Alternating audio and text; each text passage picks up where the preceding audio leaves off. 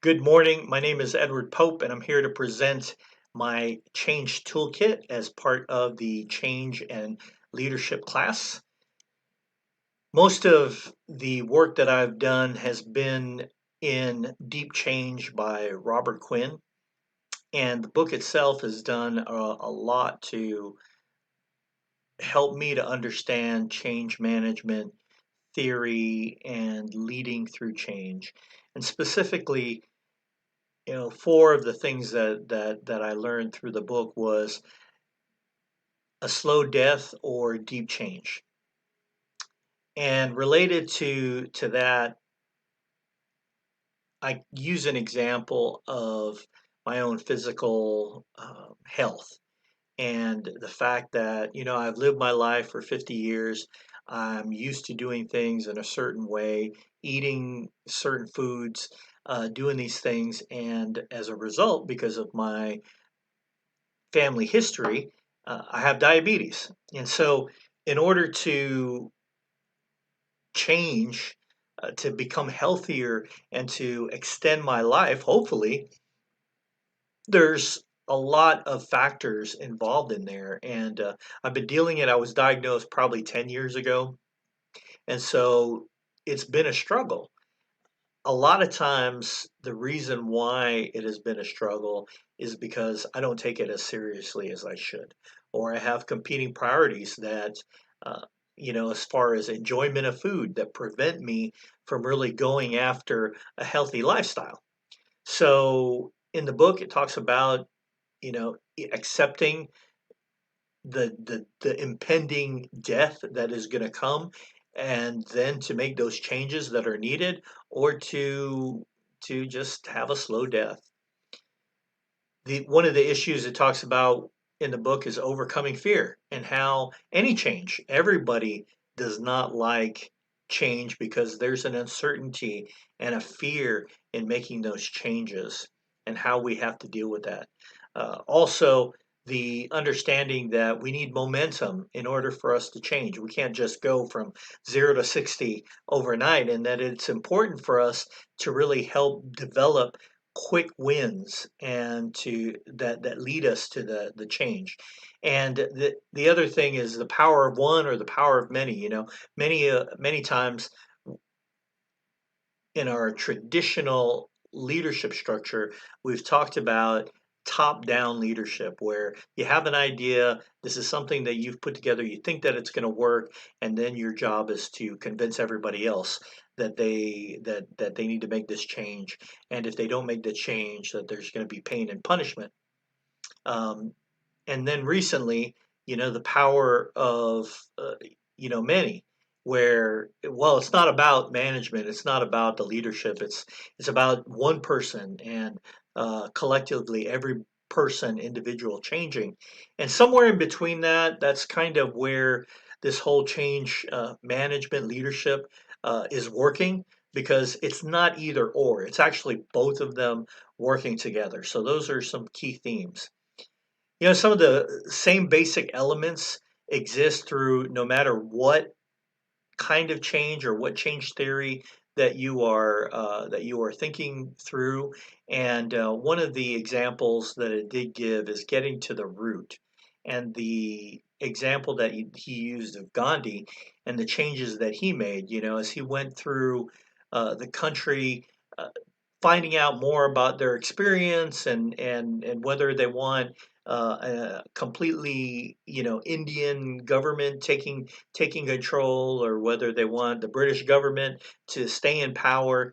And talking through that and realizing the thing that he said was, the people don't care about who's making the changes, who's in power. What they care about is bread and salt. They care about making, the basic requirements of living. And so whoever provides that, that's what they care about. And getting to the root cause of many of these issues, and the reasons why we need to change. There's a curiosity element that needs to exist in all change. We have to know what's on the other side, as well as the that diversity and change are good, and that they need to happen together. the more diverse you are, the more input that you have, the more minds you have working on it, the better and easier changes to happen. As far as for me personally and my skills, one of them is in relationship building, making great relationships. I've always been able to develop good relationships quickly. Uh, I'd like to think it's because I'm charming and personable, and and I laugh and I cough at the same time. But I think it's just because I treat everybody as human beings, and we're all going through this together. I've always tried to be a consensus builder in my career, and believe in the power of the team versus one individual to make decisions and to think about different things. And overall, I'm a big thinker. I like to think about the overall aspect of changes and what needs to be made, and how little things relate to what the bigger purpose really is. Things that I've got to work on, yeah, definitely discipline. I can have highs and lows. I can have times where I get frustrated, uh, and not being able to stay disciplined through the different changes and staying fixed on a course until it's obvious that this isn't the course that we need to go. I need to be better about that. Also, being detail oriented. I like to deal in the big pictures, right? In the 80% of all the work, and I need help in getting past the 20% to finish. Uh, but I also hate dealing with all the details and all the questions and all the different things. I know, well, what if this and what if that and it's like deal with it. I need to get better about being detail oriented as well as being patient. A little bit of discipline in following a course of action and then allowing it to go through and to its completion. As far as continuing education, I actually bought the Deep Change Field Guide. The initial book was made in 1996, and in 2012, Quinn came out with a personal course designed to help people through deep change. So I'm going to use that. I'm going through it right now. I've also gotten more involved in social media and following people. One of the websites that I did find was beingfirst.com, which is by Dr. Linda Ackerman Anderson, and really talks about change and innovation, and goes through a couple of classes that are free on that site. I also watch a lot of TED Talks and listen to a lot of thought leaders. And so that's just some of the things that I'm doing to get better about change and leadership and change management. Also, the two models that, again, that have made the most impact definitely have been Deep Change and the model there, as well as Switch, that was written by the Heath brothers about driving, motivating the driver, helping the elephant to get motivated, and then being able to share the pain. As far as specific learning moments related to this class, I think it's just providing a lot of resources, a lot of avenues where people can make changes and figure it out themselves, as well as creating momentum.